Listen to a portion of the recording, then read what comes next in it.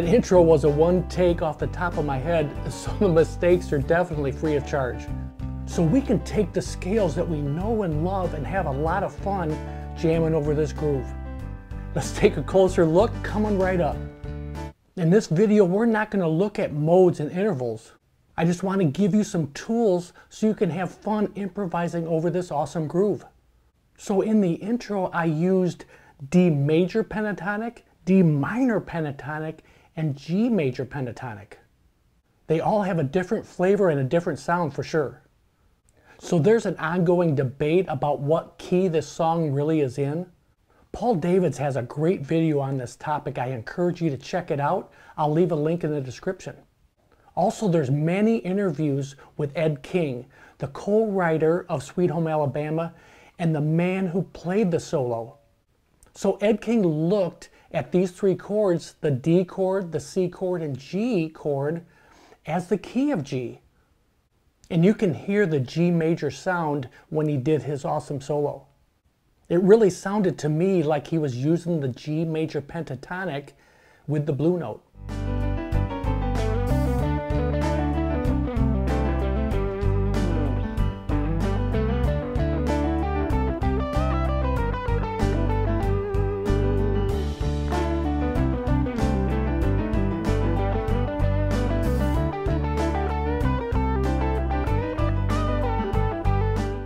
So this G major extended scale really helps you create movement when you solo.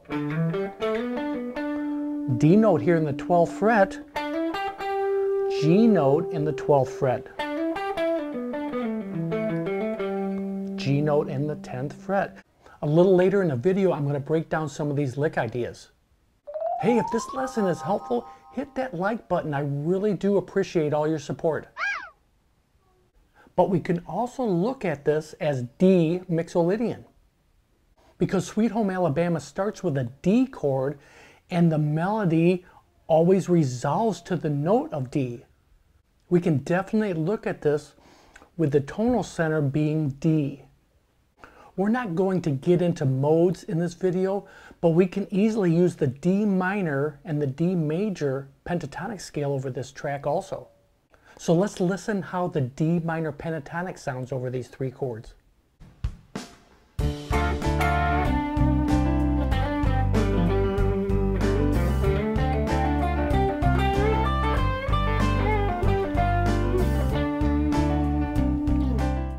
So after I break down all three of these scales, I'm going to show you an advanced way to mix all three of these together, and that's where the magic really happens. So really looking at the D minor pentatonic, but the extended version, which I had up on the screen.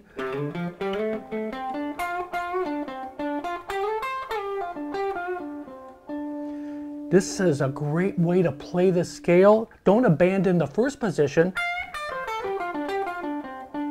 But the extended version really gives you a chance to create some movement to those notes. And also the blue note.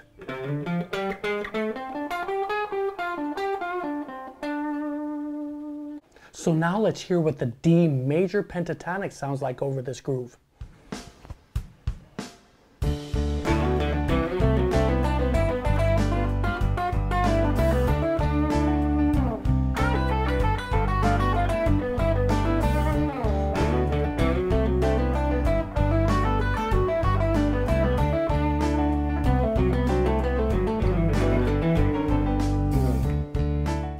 It's amazing. All these scales have a completely different sound, but they all sound good over this track.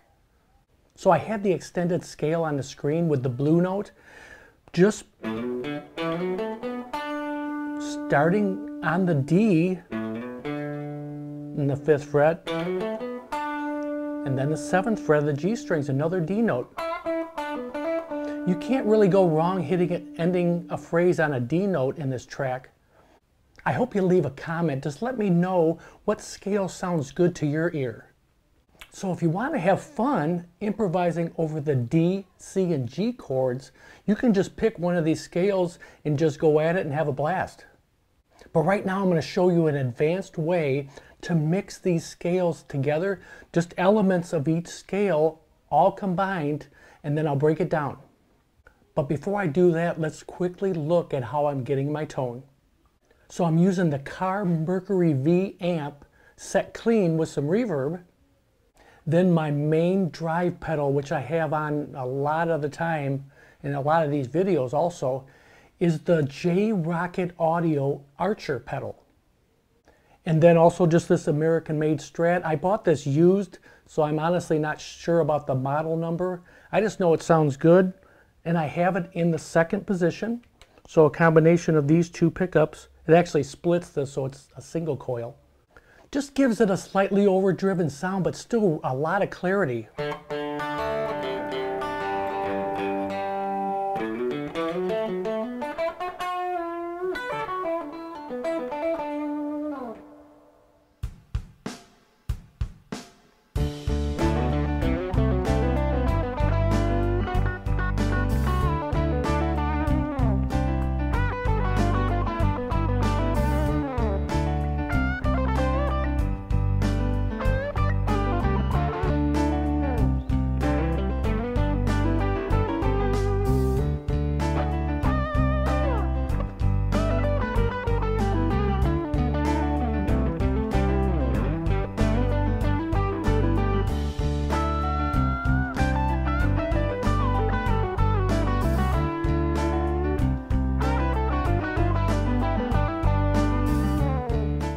So let me break down these licks. Each scale sounds completely different, but all sound good. So we're looking at the structure of the D major pentatonic for these first 2 licks.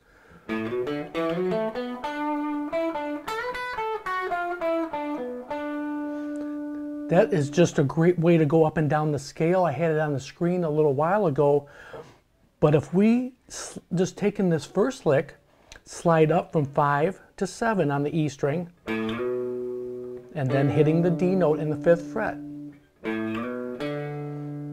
And then again, 7th fret to 9, sliding up to 9, and then hitting the 7th fret, and this is an A note. And then 7, 9, 7. And you're back to the D notes, starting on that D note. This is a great, you can just do that over this track.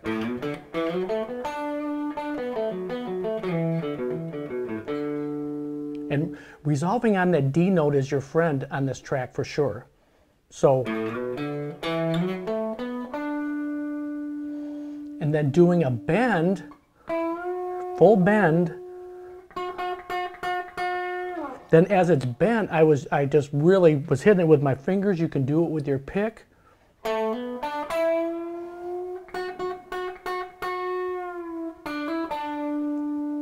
And then doing a hammer on and pull off to the D right there. So the next lick in D major pentatonic, I love that lick. So bending a whole tone here on the B string, the 10th fret of the B string. So you're bending a whole tone up to the B note, then striking the B note on the 7th fret of the E string. And then hitting 10 to 7. And then the next part would be 10, hitting that blue note, back to 7 on the B string, and again, then walking down 10, 9, 7. Slow.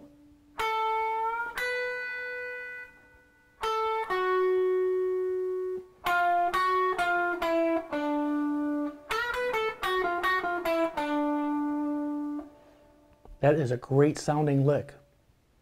So we're moving up to the D minor pentatonic, just using a minor pentatonic lick here.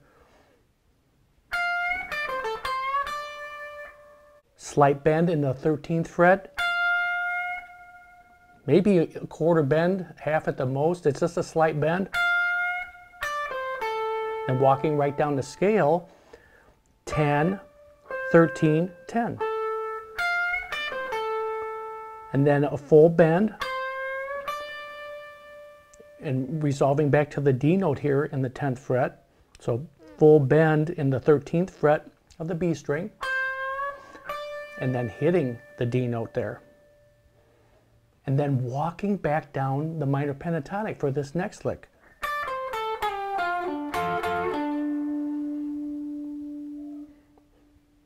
So 10, 13, 10, 12, 10, 12.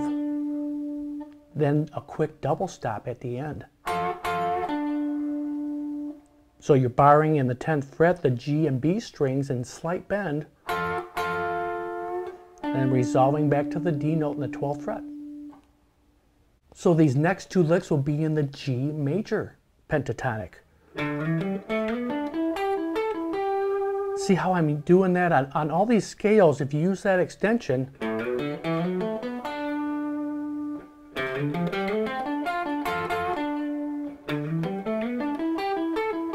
it's really just walking right up each one of those scales, and it works great over this track.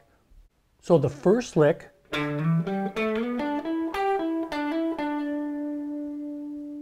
so hitting at the 10th fret, sliding up to 12, then hitting 10 on the A string, and then hitting 12 on the A string, sliding up to 14, and then hitting 12. So you're got that D note there. Next would be, so you're just hitting 12 and hammering on to 14, and then hitting the G note in the 12th fret.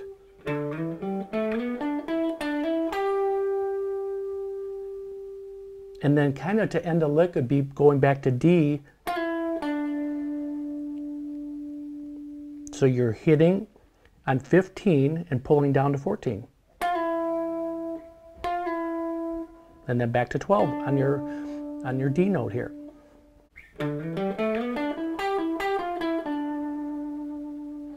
Lick that's really good, and it really resembles what we did before. This really has that G major sound. So full bend in 15th fret, and you're actually landing on an E note here in the 12th fret of the E string, so bending to an E. 15, 12, 15 on the G string back to 12, and then 15, 14, 12.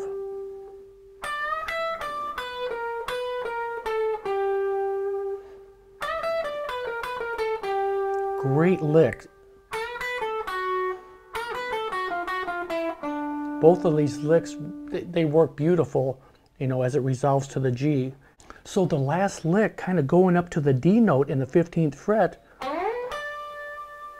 So slide up from the G string all the way up to 16, and then hitting the 15th fret of the B string.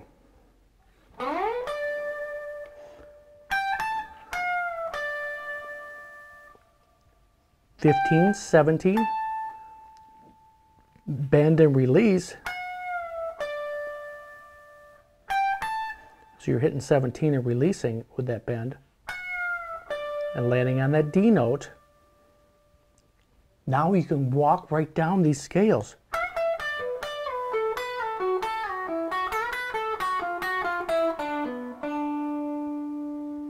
The finish it off, half bend, 17,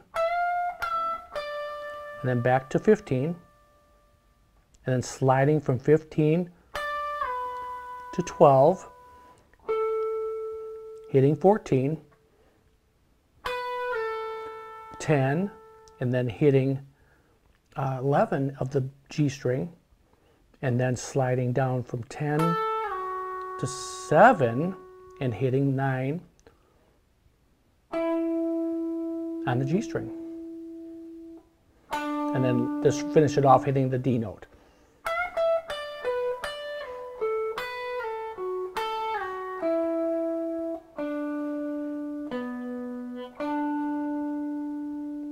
And really adding that other lick in there again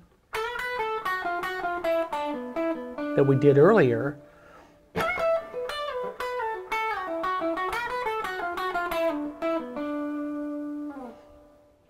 Thanks so much for hanging out with me today. I had a blast doing this lesson. You can just take one of these scales and have a lot of fun. Try to connect them. I hope I gave you some ideas today. Please leave a comment. Let me know what scale sounds best to you. And we'll see you on the next one.